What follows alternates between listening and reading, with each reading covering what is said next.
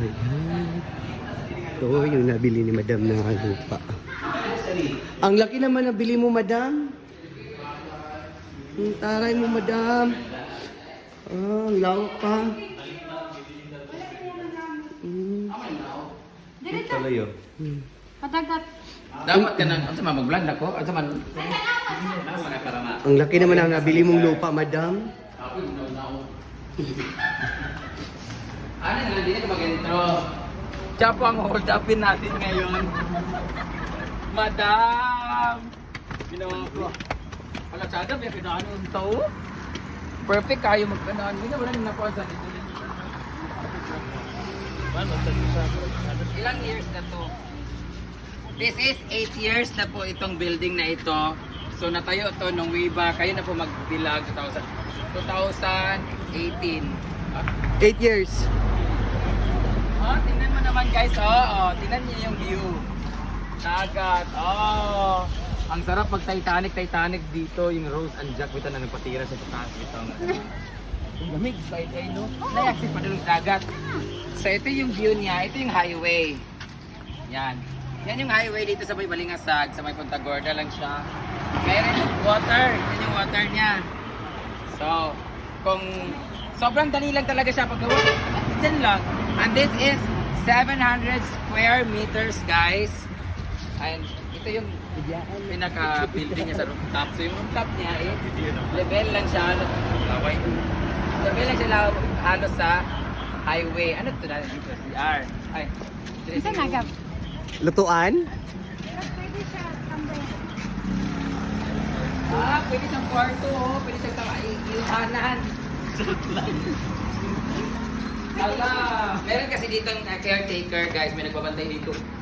Alam mo, may pag-ipakuha na lang nimo ni sa amo kanang bitong tingnan mi mga kanang gathering, birthday, binili lang mi mag-rent do.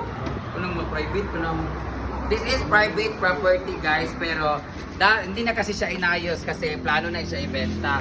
Pero kung tutuusin, pwede pa siya magamit for private gatherings like barkada mag-birthday, tapos gusto niya yung sarili niya talaga yung room, ganyan-ganyan. Hindi lang namin ito na ano kasi hindi naman namin alam na may ganito pala dito. So, meron mga resorts dyan sa gilid-gilid. Pero ito lang yung ngayon namin napuntahan. So, maganda siya, pagtambay, tapos private kasi siya. So, walang masyadong mga away, tapos layo ng metro ng mga bahay at wala talaga siya. Punta natin sa baba. Second floor. Ito yung, diba? Tingnan mo naman ha. Pwede mag-ballroom dito. Ganyan, no? Sayang yung place talaga. Ano lang to, renovation lang to kasi hindi na talaga.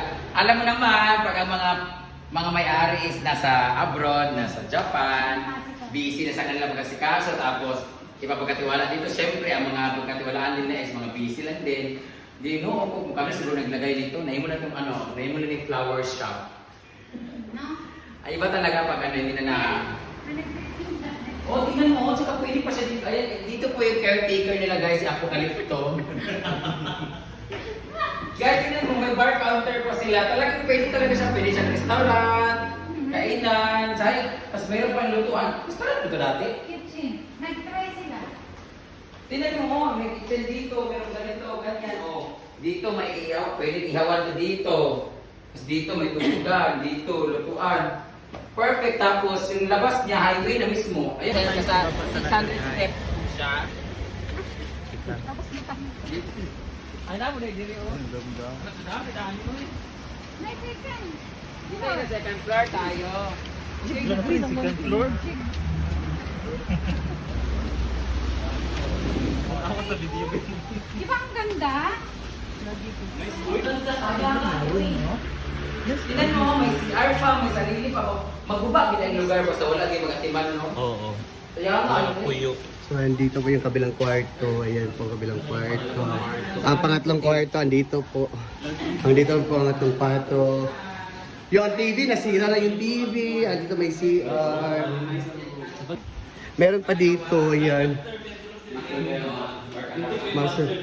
Sayang mga matres, oh. Sayang kayo. Package. Sayang.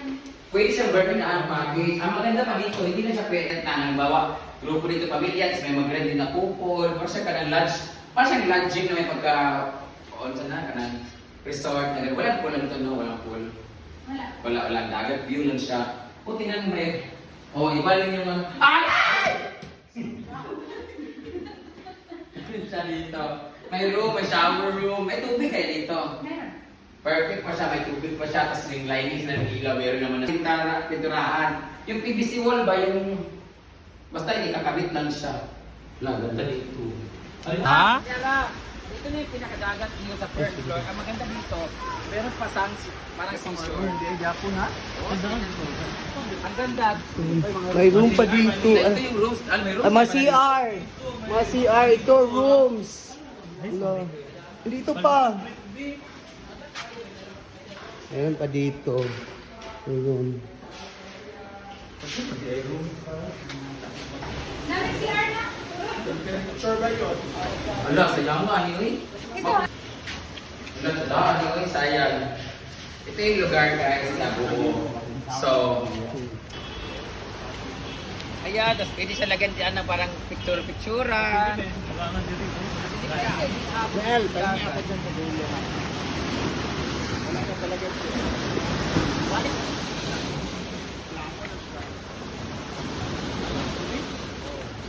Ay, kasali pa pala yun, no? Parang hindi naman ito 700.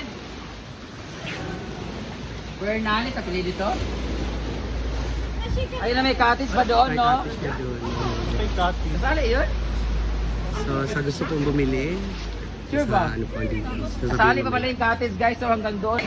I realize na ang ganda ng lugar, pero hindi pa pala natutubos yung mga alahas ko, so hindi ko muna siya bibilin.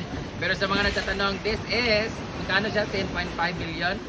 This is 10.5 million, guys, yung property na to. Sa lahat ng mga gusto mag-inquire, pwede naman kayong maghangyo.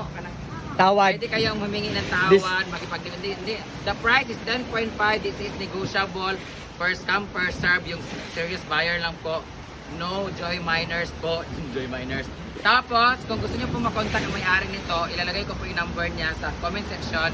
At nasa comment section po ang link. Charot lang. Nasa comment section ang kanyang number at saka nasa caption din ilalagay ko kung sino yung pwedeng kontakin ninyo. Kung gusto niyo po itong property nito, pwede po yung ibisita lalo sa mga taga Misamis Oriental, even Butuan, Cagayan de Oro. Pwede niyo pong puntahan itong lugar na to. Nandito lang talaga siya sa gilid ng dagat at gilid ng highway. Very accessible talaga siya. So, kung gusto niyo po at natipuan po itong lugar na ito, bisitahin niyo lang po ang lugar na ito at kontakin niyo lang po yung may-ari ng building na ito. So, wala po siyang